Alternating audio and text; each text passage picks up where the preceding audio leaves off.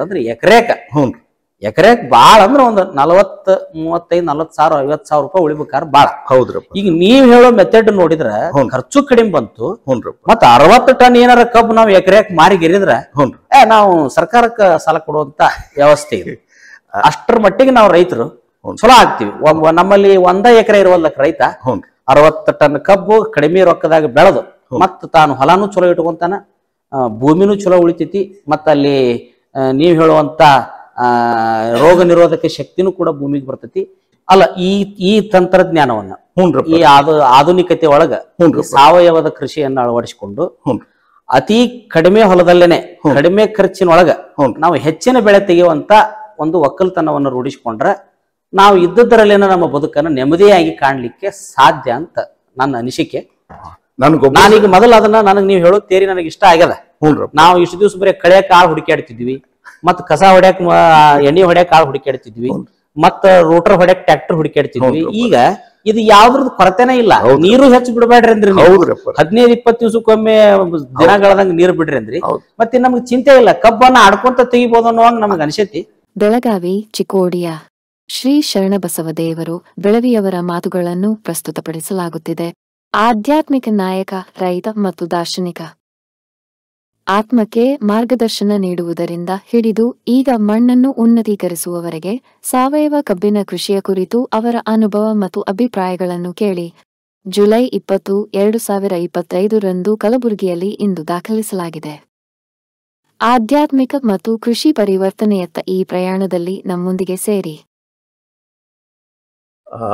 Upper ನಮಸ್ಕಾರ ರೀ. ಶರಣ ರಾಜೇಂದ್ರ ಕೂಬಾರಿ ಅಪ್ಪರ್ನಾರಿ.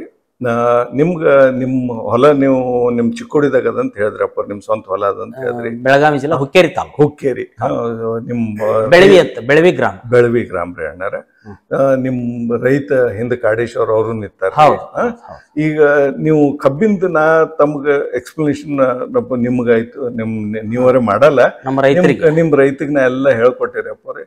ಇದೆಲ್ಲ ಕೇಳಿದ್ರೆ ನಿಮ್ಗೆ ಈ ಪದ್ಧತಿ ಕರೆಕ್ಟ್ ಅನಿಸ್ತದ, ಹೆಂಗ ಅನಿಸ್ತದ, ನಿಮ್ ಮನ್ಸಿಗೆ ಏನ್ ಅನ್ಸದ್ ನನಗೆ ಹೇಳ್ರಿ. ಈಗ ನಮ್ಮ ಭಾಗದಲ್ಲಿ ವಿಶೇಷವಾಗಿ ನೀರಾವರಿ ಇದ್ದವರು ಕಬ್ಬನ್ನ ಪ್ರಧಾನ ಬೆಳೆಯಾಗಿ ಬೆಳಿತಾರೆ. ಇನ್ನ ಒಣಭೂಮಿ ಅಡವಿ ಭೂಮಿ ಇದ್ದಂಥವರು ಸೋಯಾಬೀನ್ ಅನ್ನ ವಿಶೇಷ ಬೆಳಿತಾರೆ. ಇಲ್ಲಿ ನಾವು ಪ್ರತಿ ವರ್ಷ ನಮ್ಮ ಭಾಗದಲ್ಲಿ ನೀರಿನ ಕೊರತೆ ಮತ್ತು ಕರೆಂಟಿನ ಕೊರತೆ ಎರಡನ್ನ ಅನುಭವಿಸ್ತೀವಿ. ಇವೆರಡೂ ಕೊರತೆಯಿಂದ ಇತ್ತೀಚೆಗೆ ಒಂದು ದೊಡ್ಡ ಕೊರತೆ ಅಂದ್ರೆ ಡೊಣ್ಣ ಹುಳದ ಕೊರತೆ ಬಂದೈತಿ. ಇವೆಲ್ಲಾ ವ್ಯವಸ್ಥೆಗಳ ಮಧ್ಯದಲ್ಲಿ ನಾವು ಎಕರೆಕ 40,000 ರೂಪಾಯಿ ಖರ್ಚು ಮಾಡಿದ್ರು ಸಹಿತ ಇಷ್ಟೆಲ್ಲಾ ರೂಟರ್ ಹೊಡೆದ್ವಿ, ಔಷಧ ಹೊಡೆದ್ವಿ, ಎಣ್ಣೆ ಬಿಟ್ಟಿವಿ, ಮತ್ 2.5-3 ಫೂಟಿಗೆ ನಾವು ಇಷ್ಟೆಲ್ಲಾ ಮಾಡಿ ದಿವಸ ಡ್ರಿಪ್ ಚಲೋ ಬಿಟ್ಟು ಅಥವಾ ಕೈಲೆ ನೀರ್ ಹಾಸಿ ಮತ್ ವರ್ಷದಾಗ 2 ಸಲ ಕಳೆ ತೆಗಿಸಿ, 2 ಸಲ ಎಣ್ಣೆ ಹೊಡಿಸಿ, 2 ಸಲ ಟ್ರ್ಯಾಕ್ಟರ್ಲಿ ಅಥವಾ ಎತ್ತಿಲೆ ರೂಟರ್ ಎಡಿ ಹೊಡಿಸಿ, ರೂಟರ್ ಹೊಡಿಸಿ, ಇಷ್ಟೆಲ್ಲಾ ಮಾಡಿ ನಾವು ವರ್ಷಕ್ಕೆ 35 ಟನ್ ಕಬ್ಬು ತೆಗಿಬೇಕಾದ್ರೆ ನಮಗ್ ಹೈರಾಣ ಆಗ್ಯದ. ಹೌದ್ರಿ. ಬಾಳ ಚಲೋ ತೆಗದ್ವಿ ಅಂದ್ರೆ 40, ಇನ್ನೂ ಚಲೋ ತೆಗದಂದ್ರೆ 45. ಇಷ್ಟ್ರ ಮ್ಯಾಗ ನಮ್ಮಲ್ಲಿ ಕಬ್ಬು ಬರೋದಿಲ್ಲ. ಆದ್ರೆ ಇದಕ್ ನಾವು ಖರ್ಚ ನಾವು ವಿಪರೀತ ಮಾಡಾಕತ್ತೀವಿ. ಹೌದ್ರಪ್ಪ. ನಮ್ಮ ತೇರಿ ಒಳಗ. ಹೌದ್ರಪ್ಪ. ಈಗ ತಾವ್ ಹೇಳಿದ ತೇರಿ ಪ್ರಕಾರ ಬಹುಶಃ 22 23 ಸಾವಿರ ರೂಪಾಯಿದಾಗ ನಿಮ್ ಎಲ್ಲಾ ಖರ್ಚು ಮುಗಿದ್ ಬಿಡ್ತು. ಖರ್ಚು ಬಂತ್ರಿ, ಬೀಜಾನು ಬಂತು, ಎಲ್ಲಾ ಬಂತು. ಹೌದ್ರಪ್ಪ. ಈಗ ಮತ್ ತಾವೇನ್ ಹೇಳ್ತೀರಿ, 60 ಟನ್ ನಿಕ್ಕಿ ಕಬ್ಬು ಬೆಳಲೇಬೇಕಂತ. ಹೌದ್ರಿ.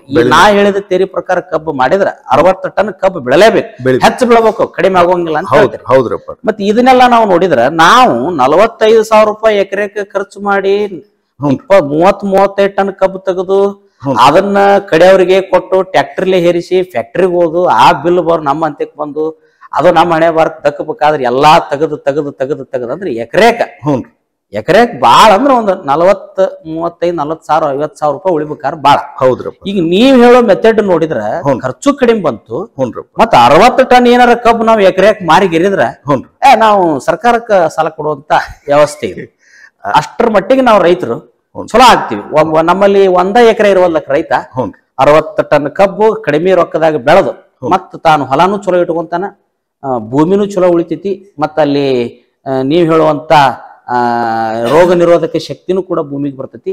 ಈ ಪ್ರಕಾರ ನಾವು ಕೂಬಾ ಸಾಯಿಲ್ ಆರ್ಗ್ಯಾನಿಕ್ ಪ್ರಕಾರ ನಾವು ನಿಮ್ಮ ತೇರಿ ಪ್ರಕಾರ ಒಕ್ಕಲ್ತನ ಮಾಡಿದ್ರೆ ಬಹುಶಃ ನಾವು ರೈತರು ಬದುಕಲಿಕ್ಕೆ ಸಾಧ್ಯ ಐತಿ. ಬದುಕೋದೇನು ಒಳ್ಳೆ ಶ್ರೀಮಂತ ವರ್ಗ ಆಗ್ಲಿಕ್ಕೆ ಚಾನ್ಸ್ ಐತಿ ಅನ್ನುವಂಥದ್ದು ನನ್ನ ಅಭಿಪ್ರಾಯ.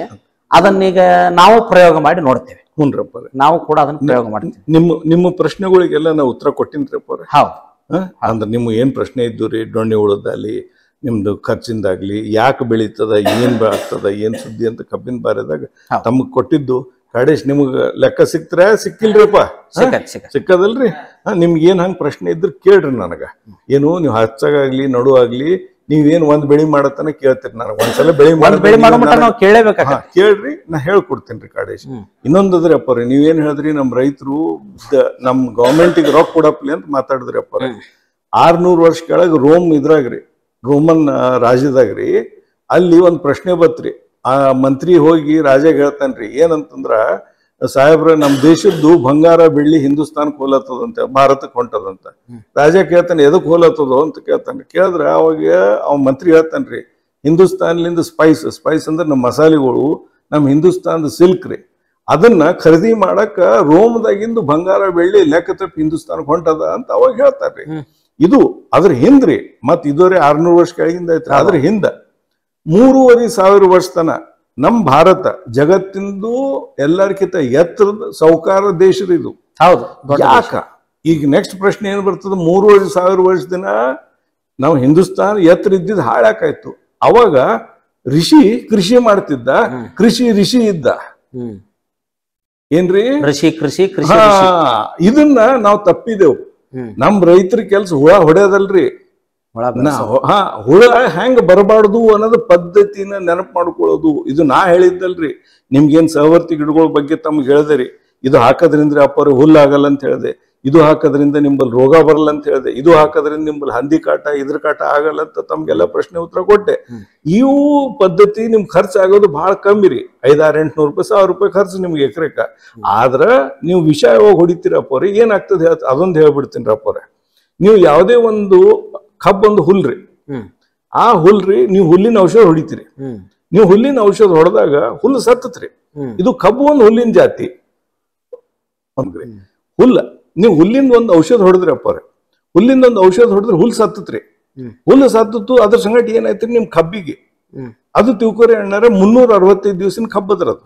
365 ದಿವಸದಾಗ 20 ದಿವಸ ನೀವು ಕಬ್ಬಿಗೆ ನೀವೇ ಮಂಗಿಸ್ದ್ರಿ. ಯಾಕಂದ್ರ ಆ ವಿಷ ಹುಲ್ಲಿಗೆ ಒಂದೇ ಹೋಲಿಲ್ರಿ, ಕಬ್ಬಿಗ್ನು ಇರ್ತದ್ರಿ. ಕಬ್ಬಿಗೆ ನೀವೇನ್ ಮಾಡಿದ್ರಿ, ಅದ್ರ 20 ದಿವಸದ್ದು ಕಾಯಿ ಕುಡೋದಾಗ್ಲಿ ಅದ್ರ ವಜ್ಜೆ ಬರೋದಾಗ್ಲಿ ನೀವೇ ತಪ್ಪಿಸ್ದ್ರಿ. ಈ ಪದ್ಧತಿಗಳು ನಾವು ಮರ್ತಿದ್ದಕ್ಕ, ಇವೇನ್ ಇಂಗ್ಲಿಷ್ ಸಿಸ್ಟಮ್ ನಾವ್ ಹಿಡ್ಕೊಂಡಿದ್ದಕ್ಕ ನಮ್ಮ ರೈತರು ಹಾಳಾಗ್ಯಾರ. ಕಾಡೇಶ ಗೊತ್ತಾಯ್ತಿಲ್ರಿ ನಿಮ್ಗ? ಈ ಪದ್ಧತಿಗಳು ನಾವು ವಾಪಸ್ ತಂದ್ರಿ ಅಪ್ಪರೇ, ನಿಮ್ಮಂತವ್ರು ನೀವು 4 ಮಂದಿಗೆ ಹೇಳ್ಬೇಕ್ರಿ ಇವೆಲ್ಲ ರೀ. ಇದು ನೀವು ಶರಣರದ ಕೆಲಸ ದೊಡ್ಡ ಕೆಲಸ ಮಾಡತ್ತೀರಿ. ಪ್ರಯೋಗದಲ್ಲಿ ಮಾಡ್ರಿ, ಮಾಡಿ ನೀವು ಹೇಳ್ರಪ್ಪ. ಯಾಕಂದ್ರ ನಮ್ ರೈತರು ಬಡದಾಡ್ತಾವ್ರಿ, ಇವು ಪದ್ಧತಿ ಮರ್ತಿದಕ್ ಬಡದಾಡ್ಲತ್ತವ್ರಿ. ಬಡದಾಡ್ತಾವಂದ್ರೆ ಏನ್ ಬರೀ ಸಾಲನ ನಮ್ದು ವರ್ಷ ಎಲ್ಲಿ ನೋಡಿದ್ರು ಬರೇ ಆ ಬ್ಯಾಂಕಿನಾಗು ಲೋನ, ಈ ಬ್ಯಾಂಕಿನಾಗು ಲೋನ. ಇಲ್ರಿ ಬೇಕೇ ಆಗಿಲ್ರಪ್ಪ. ಈಗ ನಾ ಪದ್ಧತಿ ಹೇಳಿ ಮಾರ್ಚ್ ಬಂತಂದ್ರ ನಾವ್ ಒಂದ್ 2-3 ತಿಂಗಳು ಎಲ್ಲಾರ ಹೋಗಿ ಬಿಡ್ಬೇಕ್ರಿ, ಆ ಬ್ಯಾಂಕಿನವ್ರು ಕಾಟಕ್ಕೆ ಆ ಪರಿ ಕಾಡ್ತಾರ. ಏನ್ ಮಾಡೋದೇನು? ಸೊ ಈ ಪದ್ಧತಿ ಮರ್ತಿದ್ದಕ್ ನಮ್ ರೈತ ಹಾಳಾಗೇನ್ರಿ. ಬರೋಬರ್. ಈ ಪದ್ಧತಿ ನಾವು ವಾಪಸ್ ನಾವು ನೆನಪಿಗೆ ರೈತರಿಗೆ ಕೊಟ್ಟೆವು. ನಮ್ ರೈತನಂತ ಸೌಕಾರ ಮನುಷ್ಯ ಯಾರು ಇಲ್ರಿ. ಈಗ ನೋಡ್ರಿ, 1 ವಾರ ಅದ್ರಿ ಎಲ್ಲಿಗ್ರಿ, ಯುಕ್ರೇನ್ 1 ವಾರ ಆದ್ರ ಜಗತ್ತಿನ ಎಲ್ಲಾ ಮಂದಿ ಗೋಧಿ ಸಲ ಹಿಂದೂಸ್ತಾನಕ್ ಬಂದ್ರಿ. ಒಂದ್ ಕಾಲಕ್ಕೆ ಅಮೆರಿಕಾದವ್ರು ಗೋಧಿ ಜಾಸ್ತಿ ಬೆಳೆದ್ರೆ ಸಮುದ್ರದಾಗ ಶಿಪ್ ಗಟ್ಲೆ ಸಮುದ್ರದಾಗ ಚಲ್ತಿದ್ರು. ಆ ಮಂದಿ ಈ ಸಲ ಎದಕ್ರಿ ಗೋಧಿ ಸಲ ಹಿಂದೂಸ್ತಾನಕ್ ಬಂದ್ರಿ 1 ಯುಕ್ರೇನ್ ವಾರ ಆದ್ರ. ಈ ನಮ್ ಅನ್ನದ ಪರಿಸ್ಥಿತಿ ರೀ ಜಗತ್ನಾಗ ಬಹಳ ಇವತ್ತಾದ್ರೂ ಏನದ್ರಿ ಬಹಳ ಸೂಕ್ಷ್ಮ ಇದ್ರಾಗ ನಡೆದಿತ್ತದ್ರಿ. ಅಂದ್ರೆ ಲೆಕ್ಕದ ಮ್ಯಾಗ ನಡೆದಿತ್ತದ. ನಮ್ ರೈತರು ಏನ್ರಿ ಗಟ್ಟಿ ಆದ್ರೆ ನಾವು ಜಗತ್ತಿಗೆ ಏನ್ರಿ ಜಗತ್ನಾಗ ಎಲ್ಲರಿಗಿಂತ ಸೌಕಾರ ರೈತರ ಕೆಪಾಸಿಟಿ ಅದ. ನಮ್ ವಿಷ ಕುಡೋದು ನಾವು ತಪ್ಪಿಸ್ಬೇಕು. ನಿಮ್ಗೆ ಎಕ್ಸ್ಪ್ಲನೇಷನ್ ಕೊಟ್ಟಿಲ್ರಿ, ಏನಂದ್ರೆ ಪರದೇಶಲಿಂದ ವಿಷ ಬರ್ತದ, ನಾವ್ ನೆಲಕ್ ಹಾಕಿ ನಾವ್ ಬೆಳೆದಿದ್ದು ವಾಪಸ್ ಅವ್ರಿಗೆ ಕೊಟ್ರ ಅವ್ರು ಊಟ ಮಾಡಲ್ಲ, ರಿಜೆಕ್ಟ್ ಮಾಡ್ತಾರ. ಇದು ಪರಿಸ್ಥಿತಿ ಅದ. ಇದನ್ನ ನಾವು ಬದಲಾಯಿಸ್ಬೇಕ್ರಿ ಅಪ್ಪ. ಮತ್ ಏನ್ ಹೇಳ್ತೀರಪ್ಪ ರೈತರಿಗೆ? ಅಲ್ಲ, ಈ ತಂತ್ರಜ್ಞಾನವನ್ನ ಈ ಆಧುನಿಕತೆ ಒಳಗ ಸಾವಯವದ ಕೃಷಿಯನ್ನ ಅಳವಡಿಸಿಕೊಂಡು ಅತಿ ಕಡಿಮೆ ಹೊಲದಲ್ಲೇನೆ ಕಡಿಮೆ ಖರ್ಚಿನೊಳಗ ನಾವು ಹೆಚ್ಚಿನ ಬೆಳೆ ತೆಗೆಯುವಂತ ಒಂದು ಒಕ್ಕಲ್ತನವನ್ನು ರೂಢಿಸಿಕೊಂಡ್ರೆ ನಾವು ಇದ್ದದರಲ್ಲೇನ ನಮ್ಮ ಬದುಕನ್ನು ನೆಮ್ಮದಿಯಾಗಿ ಕಾಣ್ಲಿಕ್ಕೆ ಸಾಧ್ಯ ಅಂತ ನನ್ನ ಅನಿಸಿಕೆ. ಅದನ್ನ ನಾವೀಗ ಸದ್ಯ ಪ್ರಯೋಗಾತ್ಮಕವಾಗಿ ಮಾಡ್ತೀವಿ. ಆ ಪ್ರಯೋಗದಲ್ಲಿ ನಾವು ಯಶಸ್ವಿ ಆದ್ವಿ ಅಂದ್ರೆ ಇದನ್ನ ನಾಡಿನ ತುಂಬಾ ಎಲ್ಲಾ ಕಡೆ ಪ್ರಚಾರ ಮಾಡ್ತೀವಿ. ನಾನೀಗ ಮೊದಲು ಅದನ್ನ ನನಗೆ ನೀವು ಹೇಳೋದು ತೇರಿ ನನಗೆ ಇಷ್ಟ ಆಗ್ಯದ. ನಾವು ಇಷ್ಟು ದಿವಸ ಬರೀ ಕಳೆ ಕಾಳು ಹುಡುಕಾಡ್ತಿದ್ವಿ, ಮತ್ ಕಸ ಹೊಡ್ಯಾಕ್ ಎಣ್ಣೆ ಹೊಡ್ಯಾಕ್ ಆಳ್ ಹುಡುಕಾಡ್ತಿದ್ವಿ, ಮತ್ತ ರೋಟರ್ ಹೊಡ್ಯಾಕ್ ಟ್ರ್ಯಾಕ್ಟರ್ ಹುಡುಕಾಡ್ತಿದ್ವಿ. ಈಗ ಇದು ಯಾವ್ದ್ರದ್ದು ಕೊರತೆನೇ ಇಲ್ಲ. ನೀರು ಹೆಚ್ಚು ಬಿಡಬೇಡ್ರಿ ಅಂದ್ರಿ, 15-20 ದಿವ್ಸಕ್ಕೊಮ್ಮೆ ದಿನಗಳದಂಗ ನೀರ್ ಬಿಡ್ರಿ ಅಂದ್ರಿ. ಮತ್ತೆ ನಮ್ಗೆ ಚಿಂತೆ ಇಲ್ಲ, ಕಬ್ಬನ್ನ ಆಡ್ಕೊಂತ ತೆಗಿಬಹುದು ಅನ್ನೋ ನಮಗ್ ಅನ್ಸೈತಿ. ಇದನ್ನ ನಾವು ಪ್ರಯೋಗ ಮಾಡ್ತೀವಿ, ಇದರ ಯಶಸ್ವಿ ಆದ್ವಿ. ನಾವು ಇದನ್ನ ನಾವು ಪ್ರಯೋಗ ಮಾಡ್ರಿ ಅಂತ ಎಲ್ಲರಿಗೂ ಹೇಳ್ರಪ್ಪ, ಸೆಮಿನಾರ್ಗಳ ಮೂಲಕ ಹೇಳ್ತೀವಿ. ಹೇಳ್ರಪ್ಪ ರೀ. ಅಂದ್ರೆ ನೀವು ಒಂದು ನಮ್ಮ ಆಧ್ಯಾತ್ಮಿಕ ಶಿಬಿರಗಳಲ್ಲಿ ಬೇಕಾದ್ರೆ ಇದನ್ನ ಒಂದು ದಿವಸ ನಾವು ಇಟ್ಟ ಬಿಡ್ತೀವಿ. ಇಡ್ರಪ್ಪ ರೀ. ನಾನ್ ಬೇಕು ಅಂದ್ರೆ ನಮ್ ಗುಲ್ಬರ್ಗಲ್ಲಿ ನಮ್ಮ ಮಲ್ಲಿಕಾರ್ಜುನ 4 ಮಂದಿಗೆ ಚಲೋ ಅಲ್ರಿ. ನನ್ ಗೊಬ್ಬರ ತೋತಾರೋ ಬಿಡ್ತಾರೋ ಸೆಕೆಂಡರಿ, ಇದು ಆಗಲ್ರಪ್ಪ. ತಮ್ಮ ಆಶೀರ್ವಾದ ಇಲ್ರಿ. ನಮಸ್ಕಾರ. ಭಾರತದ ನೆಲ ನನ್ನ ತಾಯಿ ಭೂದೇವಿ, ನಿನ್ನ ಪ್ರಾರ್ಥಿಸುತ್ತೇವೆ. ನಿನ್ನ ಮಡಿಲಲ್ಲಿ ಜೀವನದ ಬೀಜ ಬಿತ್ತುತ್ತೇವೆ. ನಿನ್ನ ಮಣ್ಣಿನಲ್ಲಿ ನಮ್ಮ ಜೀವನ ನೆಲೆಸಿದೆ. ನಿನ್ನ ಕಾಪಾಡಿದರೆ ನಮಗಾಗಿ ಆರೋಗ್ಯಕರ ಆಹಾರ ಬೆಳೆ. ನಾವು ಸಾವಯವ ಕೃಷಿಕರು, ಸಾವಯವ ನಮ್ಮ ಪ್ರಾರ್ಥನೆ. ನಮ್ಮ ಸಂಪ್ರದಾಯವನ್ನು ಮರೆತಿಲ್ಲ, ನಮ್ಮ ಭೂತಾಯಿ ಮರೆತಿಲ್ಲ. ಕೂಬಸೈಲ್ ಕಂಡೀಷನರ್ ಎಲ್ಲ ಮಗು ಮತ್ತು ಸೂಕ್ಷ್ಮ ಪೋಷಕಾಂಶಗಳೊಂದಿಗೆ ಬಲವರ್ಧಿತವಾಗಿರುವ ಏಕೈಕ ಗೊಬ್ಬರ. ಸಸ್ಯದ ಅವಶ್ಯಕತೆಗಳಿಗೆ ಅನುಗುಣವಾಗಿ ಪೋಷಕಾಂಶಗಳನ್ನು ನೀಡುತ್ತದೆ. ವಿಸ್ತೃತ ಜೀವಿತಾವಧಿ ಹೊಂದಿದೆ. ತೇವಾಂಶವನ್ನು ಸಂಗ್ರಹಿಸಿ ನೀರಿನ ಕೊರತೆಯಲ್ಲಿಯೂ ತಾಪಮಾನ ಹೆಚ್ಚಾದರೂ ಹಸಿರು ಬೆಳೆಯ ಚೈತನ್ಯವನ್ನು ನೀಡುವ ಜೀವಧಾರೆ.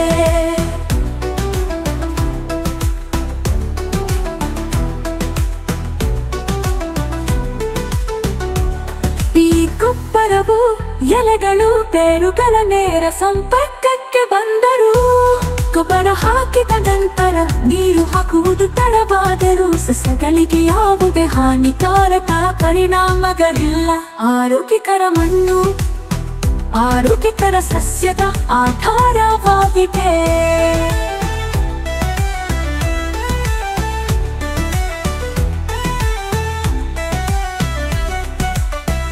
ಆರೋಗ್ಯಕರ ಮಣ್ಣು ಆರೋಗ್ಯಕರ ಸಸ್ಯದ ಆಧಾರವಾಗಿದೆ.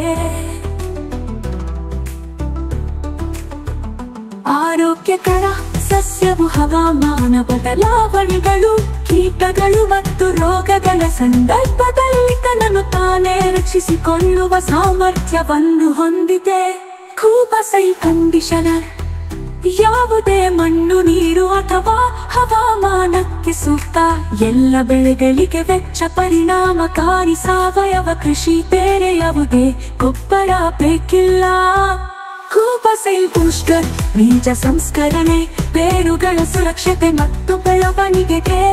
ಕೂಬಗೂಟು ಮೋಟರ್ ಕಡಿಮೆ ಬೆಳಕಿನಲ್ಲಿ ಉಳಿಯುತ್ತೆ. ಬೆಳವಣಿಗೆಯ ಸಹಕಾರ. ಹೂ ಬಿಡುವಿಕೆ, ಹೂ ಮತ್ತು ಹಣ್ಣು ಇಳುವರಿಯನ್ನು ಹೆಚ್ಚಿಸಲು. ನ್ಯಾಚುರಲ್ ಹಾರ್ಟಿಕಲ್ಚರ್ ಆಯಿಲ್ ನಮ್ಮ ಭೂತಾಯಿಗೆ ವಿಷವಲ್ಲ. ಗಿಡಮರಗಳಿಗೆ ಅಥವಾ ಅದರ ಹಣ್ಣುಗಳಿಗೆ ಎಂದಿಗೂ ವಿಷವಲ್ಲ. ನೈಸರ್ಗಿಕ ಕೀಟರೋಗ ತಡೆಗಟ್ಟುವ ಸಹಾಯಕ. ಇದಕ್ಕೆ ಜೊತೆಯಾಗಿ ಕೀಟರೋಗ ತಡೆಯಲು ಒಡನಾಡಿ ಸಸ್ಯಗಳನ್ನು ಬಳಸಿ.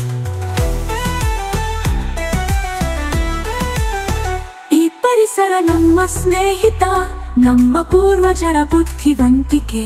ಪರಿಸರ ಸ್ನೇಹಿಯಾಗಿರುವುದು ಎಂದರೆ ನಿಮ್ಮ ಪ್ರಯೋಜನಕ್ಕಾಗಿ ಪ್ರಕೃತಿಯನ್ನು ಬಳಸುವುದು, ಹಾಗೆಯೇ ಕೃಷಿ ವೆಚ್ಚವನ್ನು ಕಡಿಮೆ ಮಾಡುವುದು. ಆರೋಗ್ಯಕರ ಪೌಷ್ಟಿಕ ಆಹಾರವನ್ನು ಒದಗಿಸಿ ಅನ್ನದಾತ ಎಂಬ ಹೆಸರನ್ನು ಶ್ರೀಮಂತಗೊಳಿಸಿ. ಭೂದೇವಿ ಮಡಿಲಲ್ಲಿ ಭಾರತವು ಜಗತ್ತಿಗೆ ಆದರ್ಶವಾಗಲಿ.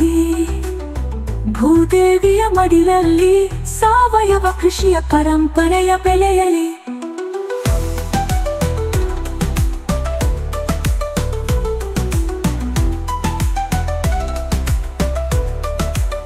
ನಮ್ಮ ಮಕ್ಕಳ ಭವಿಷ್ಯಕ್ಕಾಗಿ ಆರೋಗ್ಯಕರ ಮಣ್ಣು ಉಳಿಯಲಿ, ಆರೋಗ್ಯಕರ ಆಹಾರ ಬೆಳೆಯಲಿ.